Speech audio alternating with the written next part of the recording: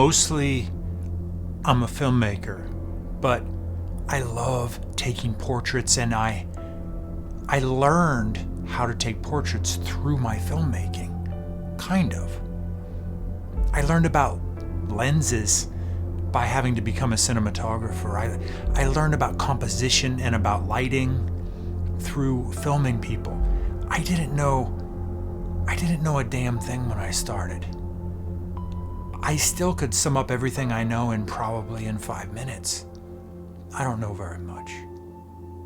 I learn every time I pick up a camera.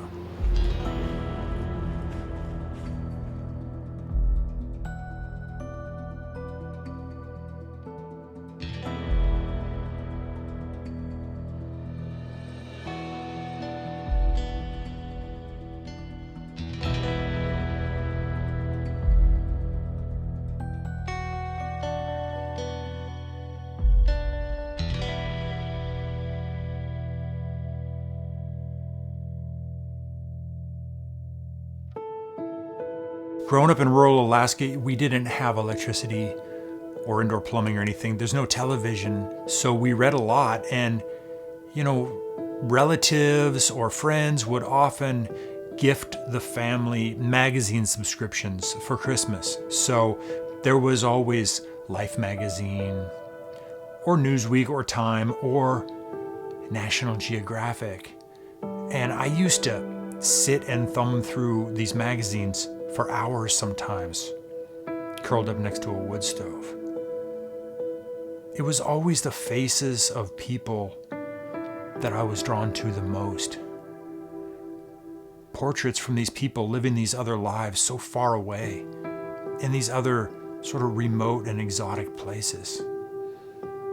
I dreamed of going to these places.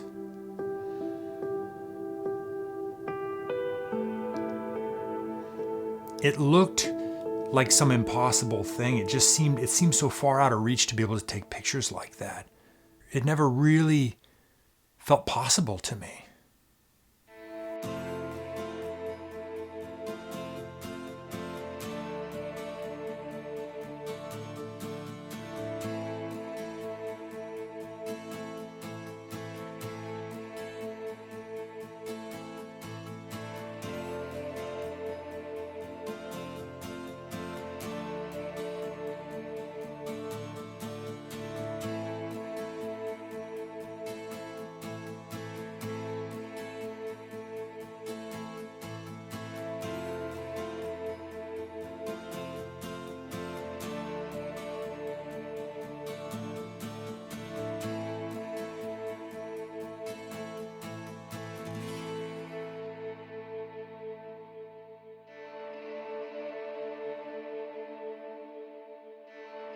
When I first moved to Los Angeles to make films, I just needed a survival job, and I got a job at a music venue, a nightclub, restaurant, pretty popular place, and there was celebrities in there every night. And I was pretty good with people, and so before long I was asked to work at the inside door of the kind of the VIP room. And so I met a lot of different people. I met some of my heroes, and I saw some things. One night, this lady came up to me kind of shyly, and she looked out of place. She didn't look like a fancy person. She didn't look like a celebrity. She seemed to have some kind of disability, like she was having trouble getting around or something, like she had a limp or something like that. She came up to me kind of shyly, and she asked if she could take my picture. She said, "I'm a photographer and I'd like to photograph you." And no one had ever done that before. And so a couple of days later, I went down to her studio, which was somewhere in downtown Los Angeles. It was a totally different world back then. This is 25 years ago, and it wasn't as gentrified and as nice and as fancy as it is now. It was all these kind of derelict buildings, and it was very industrial, and it was cool. I'd never been down there before, and it was inspiring, all these old brick warehouses. And in the back of one of these buildings, she had this little studio that she shared with some other photographers, I guess. It was a working studio, and we went in there, and she took a bunch of pictures for a few hours, and it blew my mind. She just seemed so self-assured. She knew exactly what she was doing. She had these big cameras. I don't even know what they were now. And then a few days later, she came back to my place of work, and she gave me some pictures and some contact sheets, and I'd never seen myself like that before. Even now, when I ask someone if I can take their picture, I'm thinking about this lady. I think her name was Linda. I don't know her last name. I wonder if she's still out there doing it. I don't know. But I think about her when I ask someone. I think about how shy she was, because I'm shy. But you got to take that shyness and just put it in your back pocket and forge on anyways. You have to be brave to take someone's picture. You have to be brave for them, and you have to be brave for yourself. You're putting yourself out there. I mean, if it's a bad picture, that doesn't have much to do about them. It has everything to do with you.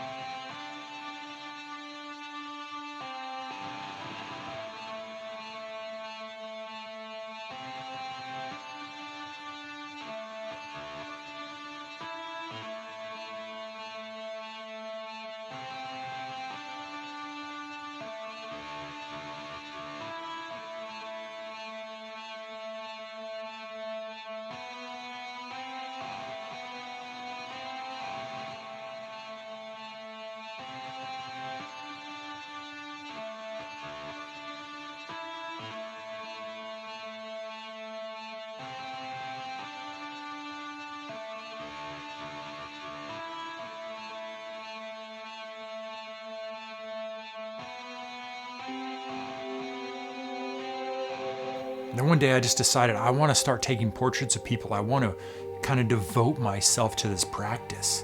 I don't know where it's going to go. I don't know, how it can become a job or anything. I didn't really care about that. I just wanted to figure out how to take the kind of portraits that I wanted to take.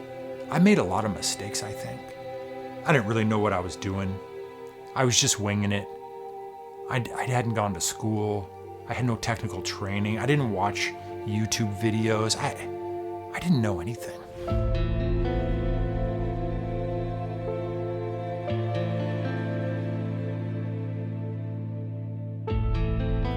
I take people under this bridge, and always in the back of my head, I'm just thinking, what are they thinking right now? Are they like, what the f***, man? What are we doing down here?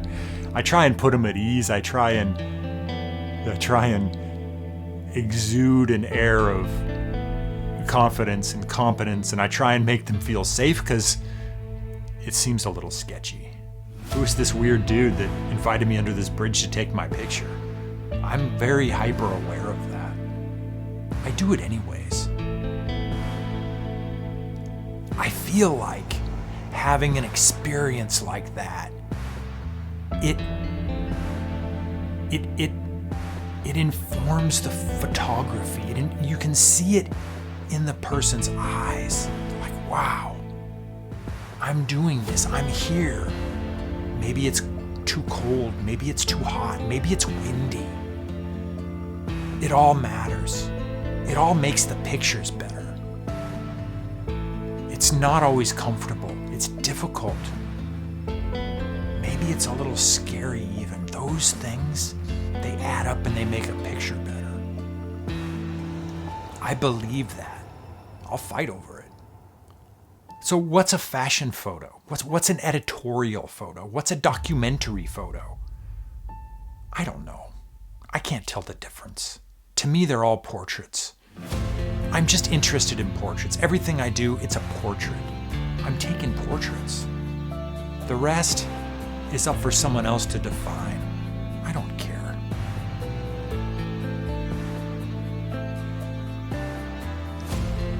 If you want to do this, it's a people business. It's all about people. It's not about cameras. It's a people business.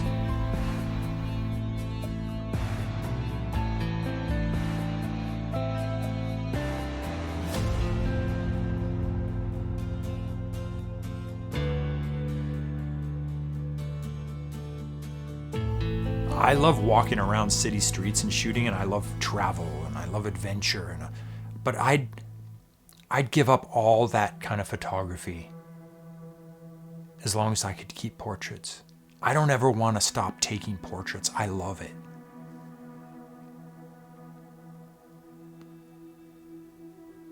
This is a portrait. This is a portrait. This is a portrait. This is a portrait. There aren't any rules. I believe that. There's no rules.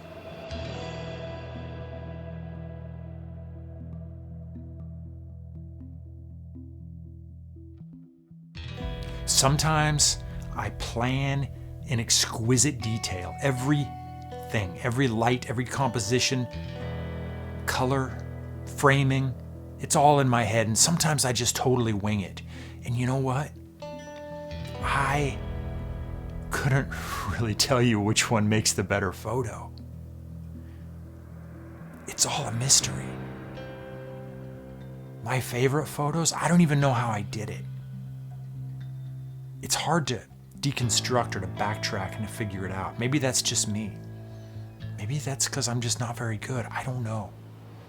I don't really know what I'm doing.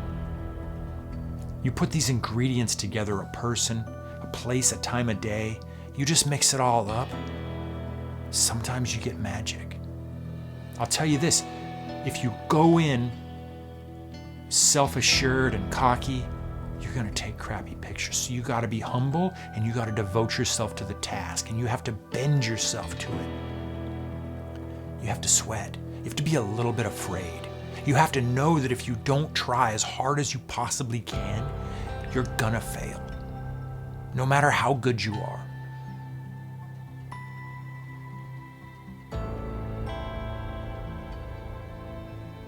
This is my friend Sarah. She was in the middle of doing something really hard, and I wasn't supposed to take her picture, but I couldn't help it.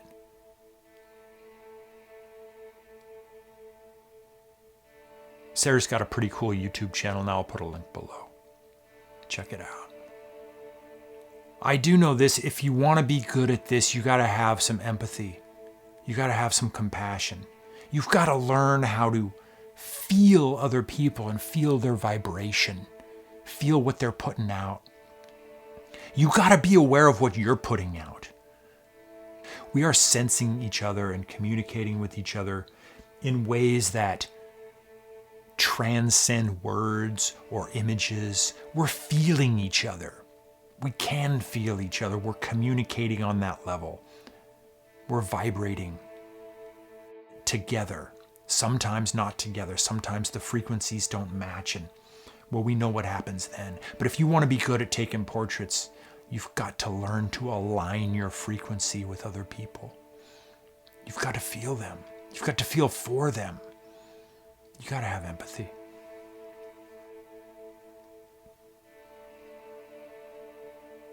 Mostly I'm a filmmaker, but I don't ever want to stop taking portraits. Okay, now I'm in a better spot for my camera.